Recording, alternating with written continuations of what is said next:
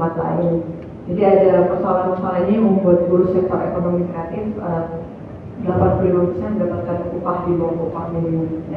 Dalam indeks pembangunan kebudayaan, Jogja memiliki angka yang cukup tinggi, bisa dilihat di jadi itu aksis X dan Y, dan Jogja ada di yang vertikal itu angka kebudayaan, dan Jogja ada di atas.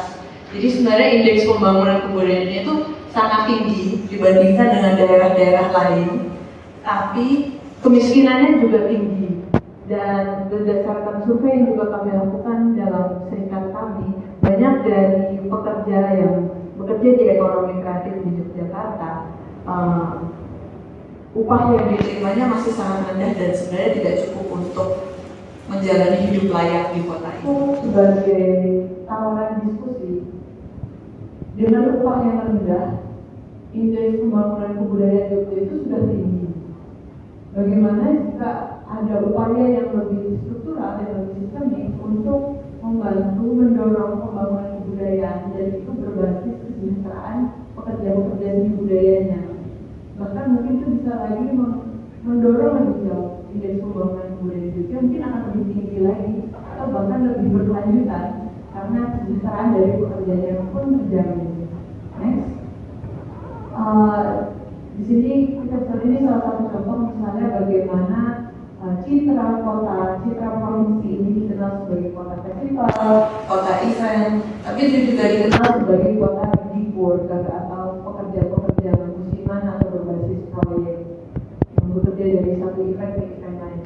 Ini sebenarnya semakin menunjukkan urgensi jika kita bersama-sama berkomitmen untuk kemajuan kebudayaan di Jogja sebagai kota festival, kota event, kota pusat kebudayaan di Indonesia, maka perlu adanya dukungan yang berfokus pada kesejahteraan pekerja yang menggerakkan roda kebudayaan di daerah atau provinsi ini. Maraknya festival ini sebenarnya sebuah angin segar karena banyaknya eksperimentasi, bentuk-bentuk seni yang baru, kebudayaan baru diciptakan. Tapi juga banyak festival ini justru menjadi persoalan karena mereka lah yang memberikan upah rendah kepada pekerjanya, bahkan juga tidak memberikan jaminan kesejahteraan yang layak bagi orang-orang yang menggerakkan peristiwa seni tersebut. Bagaimana festival-festival ini juga bisa dapat berkontribusi pada kesejahteraan. Saya juga bekerja dalam festival, baik dalam tingkat lokal maupun tingkat nasional, dan sebagai pekerja di dalam festival saya tahu juga bagaimana banyak penggiat festival ini juga bekerja erat dengan pemerintah untuk turut terlibat dalam pemajuan kebudayaan. Dan bagaimana kita juga bisa berkolaborasi, bekerja sama untuk tidak hanya memajukan kebudayaan dari segi konsep, tapi juga dari segi kesejahteraan pekerjanya, dari segi upah minimumnya, dari segi jaminan kesejahteraannya. Next. Budaya di Jogja. Tadi sempat saya sebut beberapa kali secara sambil lalu bahwa pekerja banyak yang bekerja secara musiman, berganti-ganti dari acara atau proyek yang disebut sebagai gig worker. Proyeknya bersifat musiman. Kebijakan yang juga perlu dievaluasi itu adalah SK Gubernur nomor 20 tahun 2024 tentang standar harga satuan jasa. Kebetulan saya juga bicara sebagai seseorang yang mengelola hibah dana kebudayaan bernama Dana Indonesiana, dan kami menggunakan SK Gubernur ini untuk membuat anggaran proyek, anggaran gaji, anggaran untuk menyewa jasa eksternal.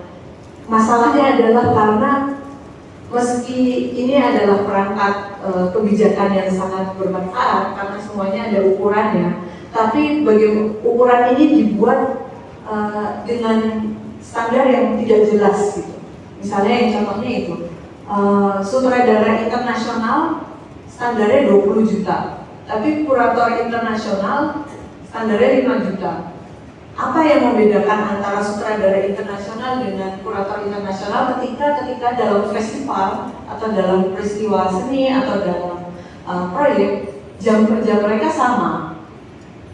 tanggung jawab kerjanya juga sama misalnya. Lalu jaraknya juga sangat jauh antara misalnya kurator internasional yang sebenarnya hanya 5 juta dengan galeri sitter atau penjaga pameran yang hanya 700.000 misalnya untuk satu proyek, padahal kerjanya 8 jam sehari paling tidak.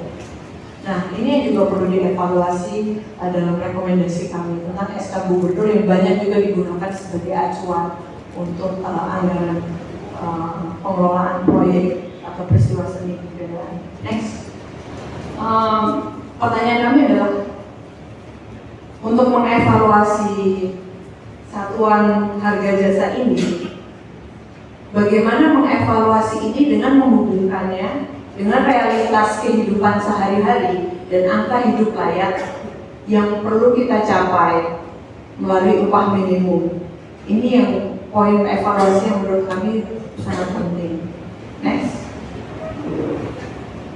Jadi rekomendasi kami adalah pelibatan serikat dan pemangku kepentingan kebudayaan di segala level. Mungkin rekan-rekan di sini mengatakan, oh ini bukan isu saya gitu, karena saya tidak bekerja di seni budaya atau tidak bekerja di ekonomi kreatif. Tapi sebenarnya pemangku kepentingan kebudayaan itu adalah semua orang, karena budaya adalah praktek kewargaan. Kita sebagai warga Jogja ada budaya yang kita bawa dalam kehidupan sehari-hari kita. Mulai dari tingkat RT, ada 17-an paling tidak misalnya yang paling umum, hingga misalnya perhelatan seni yang sifatnya internasional atau lokal. Kita semua adalah pemangku kepentingan kebudayaan di Yogyakarta.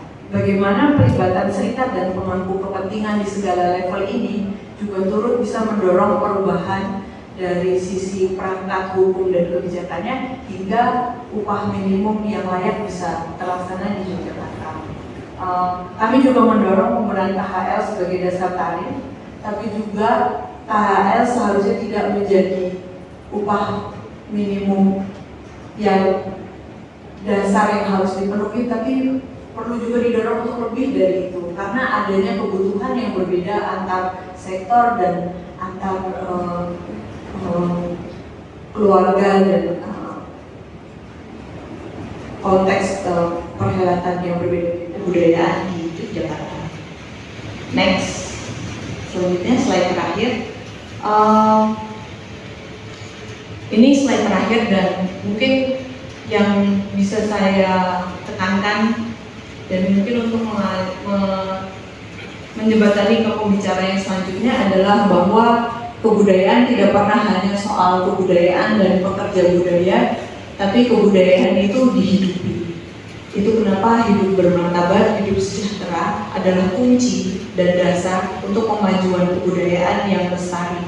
Dan ini membutuhkan kolaborasi kerjasama antara pemerintah dan berbagai elemen dalam masyarakat, termasuk di dalamnya serikat dan inisiatif warga. Di sini ada komunitas Kalijawi.